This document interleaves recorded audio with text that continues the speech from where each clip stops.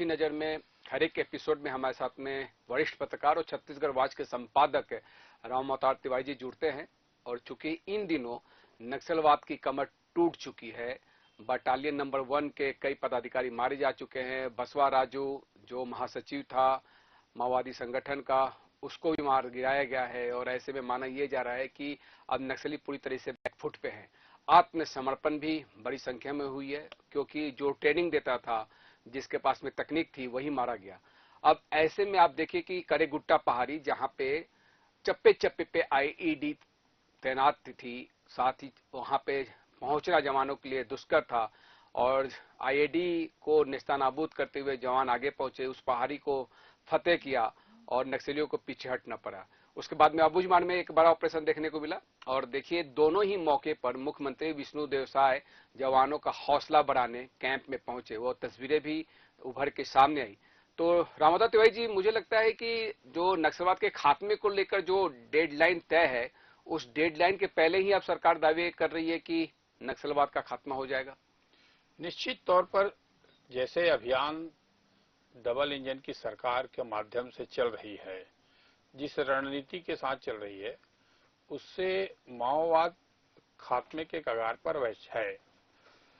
एक तरफ जो नक्सलियों के बड़े बड़े नेता मारे जा रहे हैं, दूसरी तरफ जो सरकार की रणनीति है, सरकार के गृह मंत्री अंदर गांव तक जा रहे हैं, मुख्यमंत्री अंदर गांव तक जा रहे हैं, तो वहां के जो ग्रामीण हैं, वहां के अधिकारी हैं, वहां के जो निवासी हैं, उनमें एक आत्मबल जागा है कि नक्सलवाद अब खत्म होगा।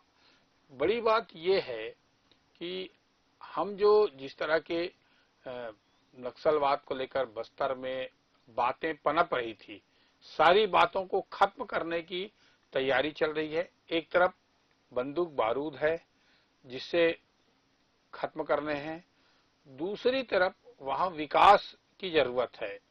जो विकास की दिशा में सरकार काम कर रही है, लगातार वहां बैठक, प्रशासन को पहुंचाने, शासन को पहुंचाने, नीतियों के जरिए वहां पर लोगों को एक नई रोशनी देने, जो संविधान है, शासन है और शासन की जनमुखी योजनाएं हैं, ये सब भी बताने की कोशिश समानांतर तरीके से हो रही है।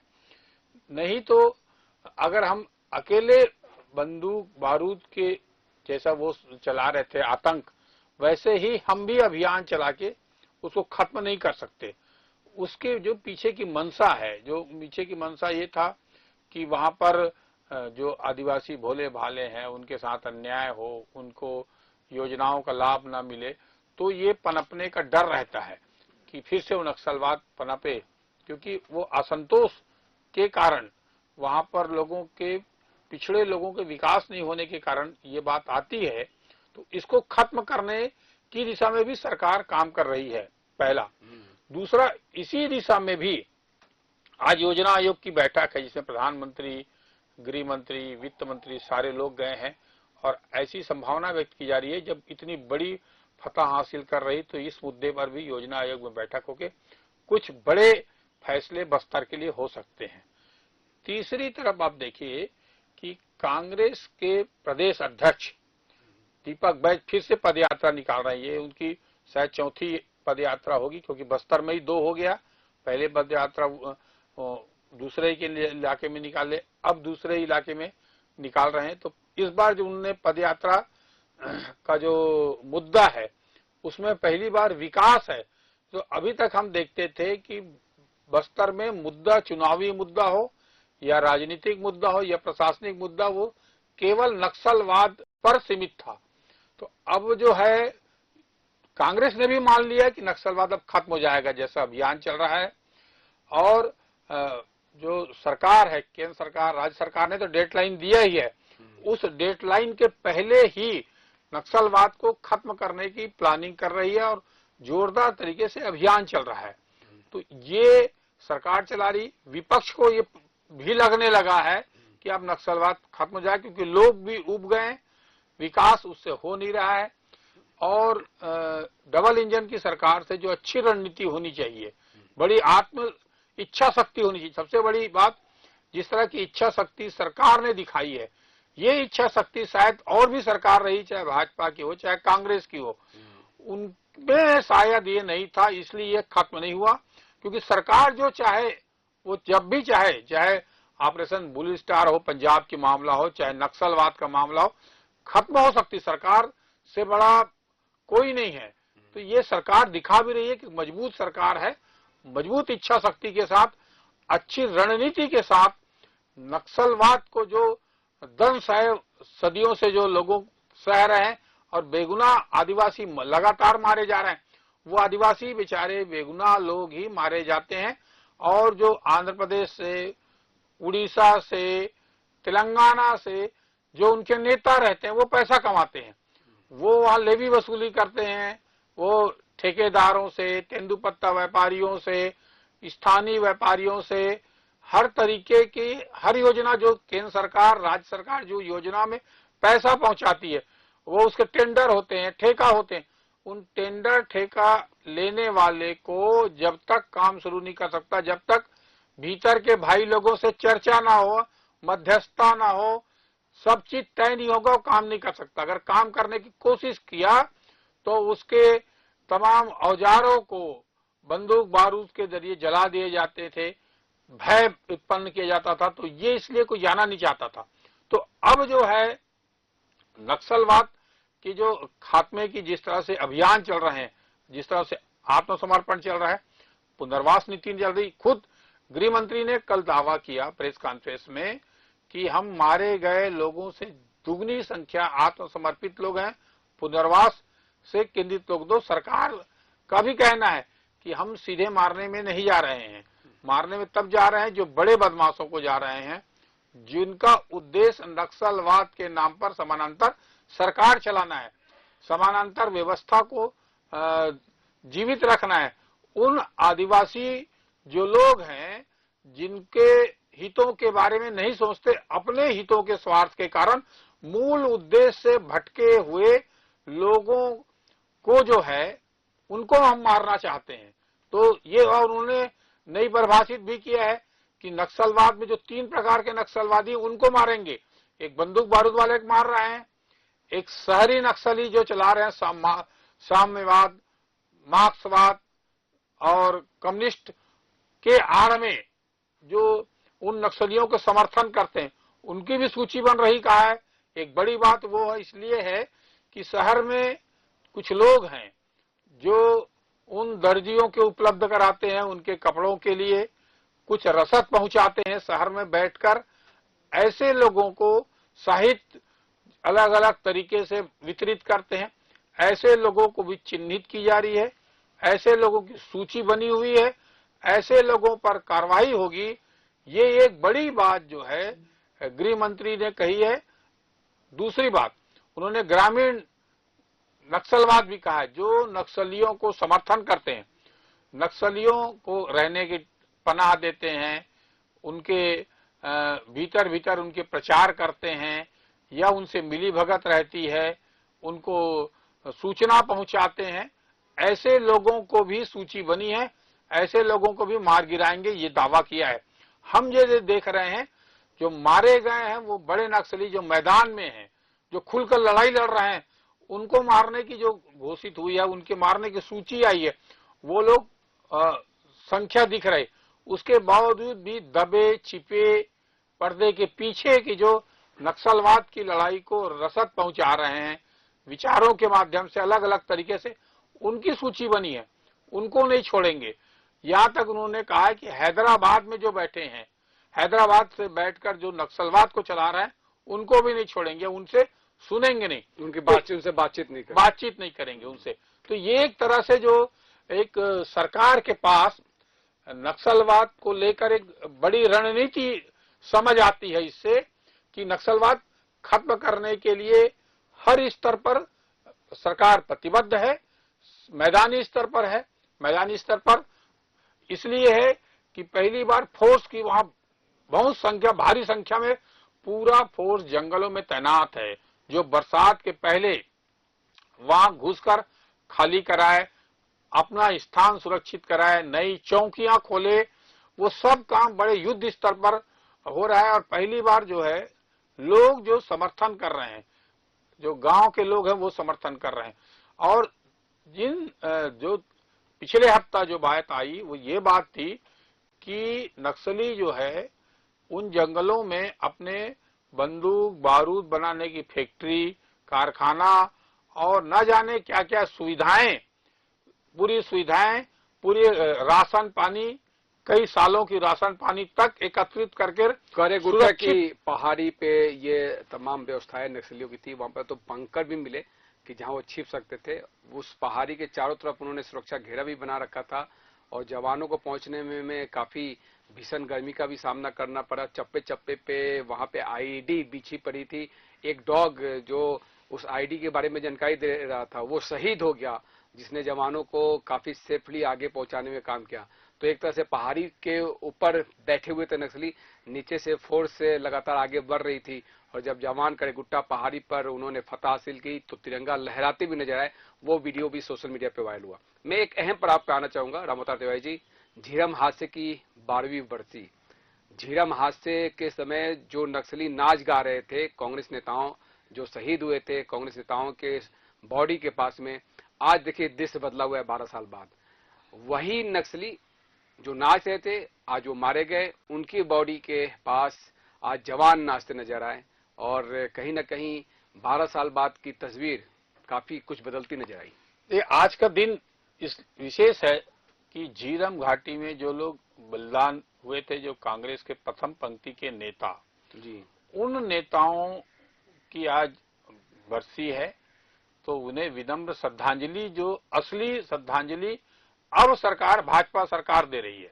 ये कांग्रेस सरकार को श्रद्धांजलि देती, ऐसी उम्मीद थी लोगों की। जब पिछली बार कांग्रेस सरकार थी तो उसमें अलग अलग जांच आयोग बने, अलग अलग कमेटियां बनी, जिनमें तारीखों पे तारीख, तिथियों पे तिथियां बढ़ती गई, अंततः कोई फैसला नहीं हुआ।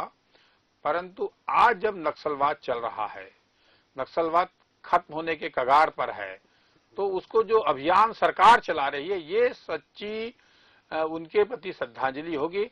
और अगर उनके मारने वाले के पर्दाफाश होता, नामों का उजागर आज भी हो जाता, उन नामों को उजागर होता, उन नामों को सामने लाकर जिस तरह लोगों ने घेर कर मारा उन कांग्रेस के बड़े बड़े लीडरों को, उसी तरह इन लोगों को भी घेर कर मारा जाता तो ज्यादा अच्छा होता। आज का दिन विशेष तौर पर याद करने लायक था कि पुलिस की, हमारी सेना की, सैन्य की, सीआरपीएफ जवान की, आप उनकी मर्दानगी, उनकी जो वीरता है और शासन का कड़ा निर्णय है, रणनीति है, वो और उभर कर आती।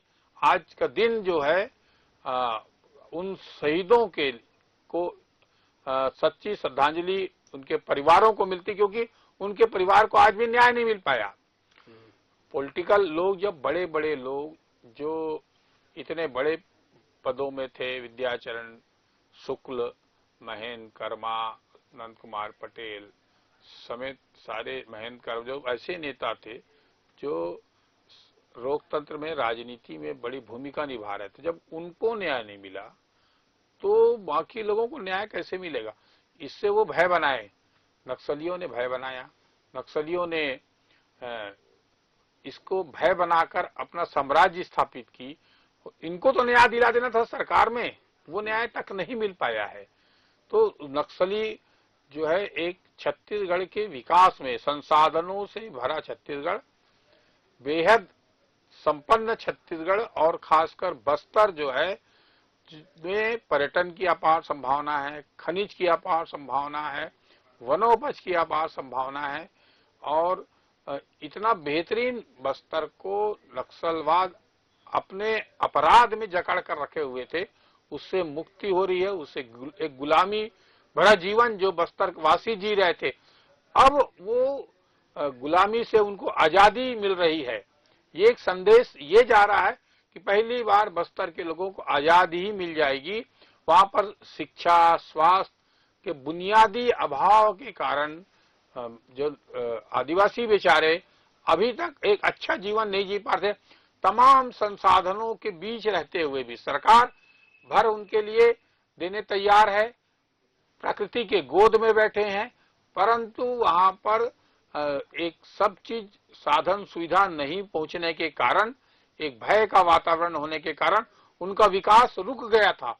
वो विकास अब नक्सलवाद के खत्म होने से गति पकड़ेगा, एक नया बस्तर बनने को दिखेगा, ऐसा उदय होगा जो वो एक महत्वपूर्ण रहेगा और उसकी संभावनाएं अब बहुत तेज है। ऐसे में सरकार को पहली तरफ नक्सलियों को खत्म करने के लिए जो अड़ोसी पड़ोस के जो राज्य हैं, वो राज्य भी सतर्क हैं, वो भी अभियान चला रहे हैं, खुद राज्य सरकार चला रही है। और नक्सलवाद के खत्म होने के एक और भारत का नक्सलवाद जो है, जो अपनी जो मूल विचारधारा थी उससे गुमराह हो गई थी, उनके कारण वहां विकास रुके हुए थे, बेगुनाह लोग मारे जा रहे थे। वो जिस तरह की जो सोच लेकर आए थे वो सोच कहीं थी नहीं, वो एक गिरोहबंदी बन के रह गया था, एक अपराधियों का एक गिरोह बन के रह गया था। ऐसे में जनता का विश्वास भी लोग धीरे धीरे उनसे छुटकारा पाना चाहते थे, उनका विश्वास कम हो जाता। वो प्रजातंत्र के जो मतदान है उसमें आना नहीं चाहते थे, वो बहिष्कार करते थे, या मतदान किसके पक्ष में मतदान कराना है उसके लिए समझौतेबाजी करते थे, जिससे जब समझौता बैठ जाए, जो ज्यादा पैसा दे दे उसके पक्ष में वोट डलवाते थे और दूसरे विरोधी राजनीतिक दल के लोगों को जिनसे झगड़ा है उनकी हत्याएं कराते थे, उनके मारते थे। तो लोकतंत्र में खुलेआम जिस तरह का बस्तर में खूनी संघर्ष कई दशकों तक चला है, वो अब खत्म होगा, ऐसा लोगों की आशाएं जगी है, विश्वास जगा है। और एक नया बस्तर जो अपार संभावनाओं को लेते हुए आने वाला है, ऐसा मन में लोगों को जाग गया है। एक सरकार के लिए एक बड़ी उपलब्धि है, वहां के लोगों के लिए एक बड़ी उपलब्धि है। और जो बिचौलिए हैं उन बिचौलियों को अब भी जो बख्शा नहीं जाना चाहिए, क्योंकि यही लोग ही अपने फायदे के लिए जो नक्सलवाद को पनपाते हैं या नक्सलवाद का भय दिखाते हैं, उन लोगों पर जब तक सरकार जो है कठोर कार्रवाई किसी भी तरीका नहीं करेगी तब तक ये संभावनाएं बनी रहेगी। जी, निश्चित तौर पे। और इन संभावनाओं को ही किनारे करने की आवश्यकता है। इन किन प्रकार जो बातें होती रहती है। आपने दशकों की बात की और करीब 2.5 दशक बाद जगरगुंडा में बैंक खुला, जो बैंक बंद हुआ था। ओपी चौधरी भी वहां पहुंचे बतौर वित्त मंत्री, वहां पे पहुंचकर उन्होंने जो विकास कार्यों की सौगात दी वो भी इस पड़ाव में काफी महत्वपूर्ण है कि आर्थिक गतिविधियों को भी किस तरह से बढ़ाया जाना है, क्योंकि वो एक समय तेंदुपत्ता की राजधानी कही जाती थी। यूपी के कई घराने वहां पे निवास कर रहे थे और जगरगुंडा का क्षेत्र जहां पे नक्सलियों की धमक थी, नक्सलियों ने वहां पे बड़े स्तर पे अपने कैंप चला रखे थे, उनके बटालियन वहां पे मौजूद थे और चमचमाती सड़कें भी दोरनापाल से जगरगुंडा वो रोड भी काफी अच्छी बन चुकी है। तो मुझे लगता है कि अबूझमाड़, जगरगुंडा, करेगुट्टा, ये सब जो क्षेत्र हैं, इन क्षेत्रों में फोर्स अंदरूनी क्षेत्रों में पहुंच चुकी है और फोर्स ने बखूबी नक्सलियों को पीछे खदेड़ा है। इसमें डीआरजी जवानों की काफी महत्वपूर्ण भूमिका भी उभर के सामने आई है। रामअवतार तिवारी जी, देखिए, इसमें सीआरपीएफ के जवान हैं जी, बाकी जो पुलिस संसाधन की व्यवस्थाएं की गई है, आधुनिक उनको शस्त्र उपलब्ध कराए गए हैं। ये एक सरकार की इच्छा शक्ति के चलते हुआ ना, कि वहां पे जो चाहिए वो मिलेगा आपको। शिक्षा चाहिए, शिक्षा मिलेगा, स्वास्थ्य चाहिए, स्वास्थ्य मिलेगा, सड़क चाहिए, बंदूक चाहिए, पुलिस को आत्म बल चाहिए। तो देखिए, अब पहली बार कोई गृह मंत्री है, वो गांव-गांव तक जा रहे हैं, अंदर के भीतरी इलाकों तक जा रहे हैं। नहीं तो हम तो अभी तक जो भी गृह मंत्री बना है वो हेलीकॉप्टर से वहां जाए और हेलीकॉप्टर से कुछ कार्यक्रम करके लौट जाए, यही तक सीमित था। और बाकी नेता जो है, चाहे वो भाजपा के हो चाहे कांग्रेस को, भीतरी इलाकों में जाने के लिए डरते थे, शहरी इलाकों में घूमते थे और आकर राजधानी में बैठे रहते थे।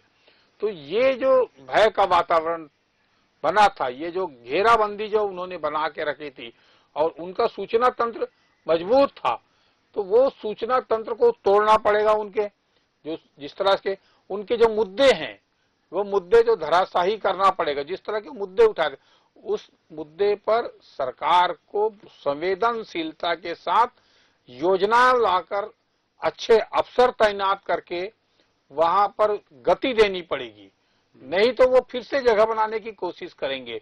कि देखिए हम ये कहते थे वहां पूंजीपति आएगा, बड़ा आदमी आएगा, बस्तर में गरीबों का फिर से शोषण होगा, जंगल काटेंगे, खनिज संपदा ले जाएंगे, ये को नारा देने की कोशिश करेंगे। इस नारे में छिपा रहेगा कि पूंजीवाद फिर बस्तर में हावी होगा और गरीब लंगोटी में फिर रहेगा, एक नारा देने की कोशिश करेंगे वो। हालांकि नक्सलवाद के जब शासन चलते रहा 2 दशकों तक, तब भी बस्तर का आदिवासी लंगोटीधारी रहा और मारा भी गया बेचारा। तो वो भला किसी का नहीं किया, भला अपना करके और वैभवपूर्ण जीवन जी के इस नरकी जीवन के लिए वो यहाँ एक अभियान चला रहे थे, वो एक खत्म हो रहा है। ये बड़ा खूबसूरत समय है, एक बड़ी उपलब्धि है सरकार की, और ये इस तरह के अभियान लगातार चलाए जाए तो बस्तर में जो एक नया बड़ा भूभाग जो विकास के रुका हुआ था छत्तीसगढ़ का, आप देखेंगे धमतरी से आगे निकलिए, नगरी के बाद से उस जो इलाके हैं, जंगल के इलाके हैं, उन इलाकों में सतर्कता से आदमी जाता था और उस इलाके में जो बड़ी योजनाएं आ सकती थी वो आने के लिए मैदानी इलाकों तक सीमित थी। मैदानी इलाके की राजनीति भी होती थी, उन इलाकों के मैनेजमेंट में दूसरे लोग लगे रहते थे, वही मैनेजमेंट का रिजल्ट आता था। तो वो सब चीजें वहां खत्म होगी। अब एक नया सूर्य का उदय राजनीतिक तरीके से होगा, ये उम्मीद लोगों को जागी है। नक्सलवाद के जरिए, नक्सलवाद के खत्म होने के बाद वहां पर एक नया मुद्दा उभर कर आने लगा, जिसकी जो दीपक बैच के पद यात्रा में जो मुद्दे उठ रहे हैं वो एक तरह से दिखा रहा है कि अब वहां नक्सलवाद कोई बड़ा मुद्दा नहीं रहेगा। उस मुद्दे पर अगला चुनाव जो है, हम धान के मुद्दे पर लड़ते थे या भ्रष्टाचार के मुद्दे पर लड़ते, अगला चुनाव जो है लग रहा है नक्सलवाद के मुक्ति और नक्सलवाद के बाद विकास का रोड मैप के साथ चुनाव लड़कर बड़े आदिवासी वर्ग को, चाहे वो बस्तर हो चाहे सरगुजा हो, उन इलाकों में एक आदिवासी नेतृत्व है। आदिवासी नेतृत्व के जरिए ये किया गया एक अच्छा रणनीति के साथ चुनाव होगा, ऐसी सुगबुगाहट इस अभियान के साथ साथ देखने को मिल रहा है। बड़ा मुद्दा बीजेपी के पास रहेगी कि बस्तर को उन्होंने नक्सल मुक्त करा दिया। अगले चुनाव की जो आप चर्चा करें, रणनीति की भी बात आपने की। देखिए इस बार की रणनीति ये रही कि जो नक्सल और पुलिस मुठभेड़ अक्सर हुआ करते थे, उसमें नक्सली एक मैसेज भेजते थे पुलिस को, फिर उनको यूएमबीस में घेर लेते थे, फिर जवानों को मार डालते थे, जवान शहीद हो जाते थे, फिर वो वीडियो जारी करते थे। तस्वीर बदल चुकी है। इस बार आप देखिए कि जो भी इंफॉर्मेशन आ रहा है उसकी तस्दीक की जा रही है, उसके बाद फोर्स को रवाना किया जा रहा है और इंफॉर्मेशन को पुख्ता तरीके पे जांच परख कर कि नक्सलियों पे फोर्स हावी है। नक्सलियों के किसी भी मैसेज को जवान आत्मसात कर ही नहीं रहे हैं, जवान उनको मान ही नहीं रहे हैं, उसको क्रॉस कर रहे हैं और इंफॉर्मेशन बेस्ड तरीके से फोर्स अंदरूनी क्षेत्रों में भी घुस रही है। टारगेट ओरिएंटेड ऑपरेशन चलाया जा रहा है। आप देखिए जितने भी ऑपरेशन चलाए गए उसमें पुख्ता जानकारी के आधार पर ही ऑपरेशन चलाए गए। ये ऑपरेशन की सबसे बड़ी सफलता भी निकल के सामने आई और चारों तरफ से घेराबंदी करके ऑपरेशन चलाया गया। अक्सर ये भी होता था कि जवान ऑपरेशन करके वापस लौटते थे, फिर वो नक्सलियों के एम्बुश में फंस जाते थे। इस तरह की खबरें भी लगातार निकल के सामने आती थी। लेकिन जहां पहले वीडियो नक्सलियों के आते थे, अब वही उसी क्षेत्र से अब वीडियो जवानों के आने लगे। जवानों के हौसले बुलंद है और जवान सीधे तौर पर नक्सलियों से सीधा लोहा लेते नजर आ रहे और इसीलिए नक्सलवाद के खात्मे को लेकर सरकार भी प्रतिबद्ध है। लेकिन वार्ता की भी लगातार पेशकश हो रही है, कई प्रेस विज्ञप्ति भी सामने आ चुकी है। दिल्ली में अभी आपने देखा कि जो नक्सल समर्थक है वो उन्होंने बैठक की, तेलंगाना सरकार तो उनके पक्ष में भी आ चुकी थी। तो लिहाजा इस तरह की भी तमाम स्थिति बस्तर के अंदरूनी क्षेत्रों से निकल के सामने आ रही है उनके पक्ष में। देखिए छत्तीसगढ़ में भी जी विधानसभा का विशेष सत्र बुलाया गया और बंद कमरे में गहन चर्चा हुई ताकि प्रेस वालों को भी नहीं जाने दिया गया और वहां पर तमाम खुलकर बातें हुई ताकि हम रणनीति बनाएंगे।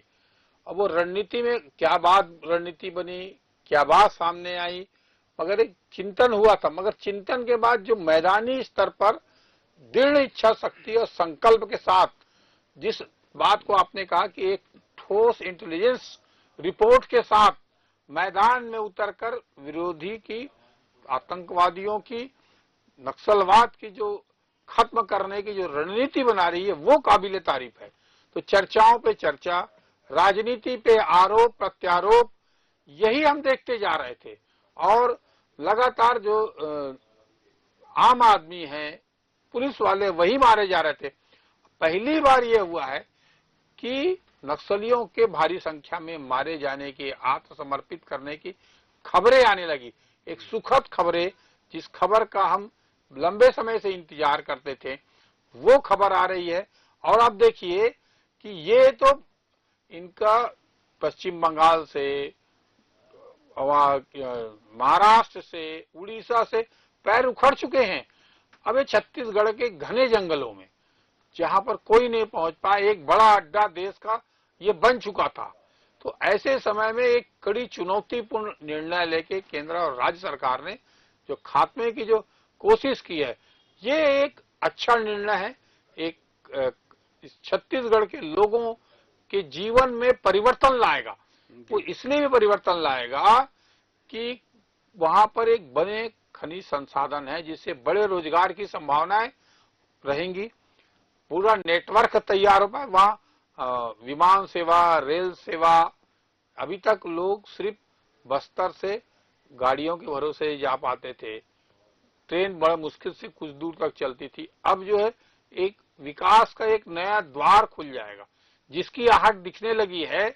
अभी से लोग जो है बड़े उद्योगपति, बड़े व्यापारी और बड़े कारोबारी, जो लोहा के, जमीन के, वो तमाम लोगों के बस्तर में जाने का क्रम बढ़ गया है, या जाने पर विचार विमर्श कर रहे हैं। तो अब जो बस्तर में नक्सलवाद के खत्म होने के संकेत के साथ एक राजनीति में एक नई, बस्तर को अभी तक उस तरफ कुछ अलग छोड़ दिया गया था उनके अपने हाल पर। वहां पर कुछ स्वार्थी तत्व जो हर व्यवस्था में पैसा कमा सकते हैं, वो लोग सक्रिय थे, बाकी लोग कटे हुए थे जी। वो लोग भी अब इस अभियान से, इस संकेत के बाद, नक्सलवाद के खत्म होने के संकेत के बाद सक्रिय हो गए हैं। तो एक मजबूती के लिए, बस्तर के लिए ये आवश्यक था और ये सही निर्णय सही समय पर लिया गया।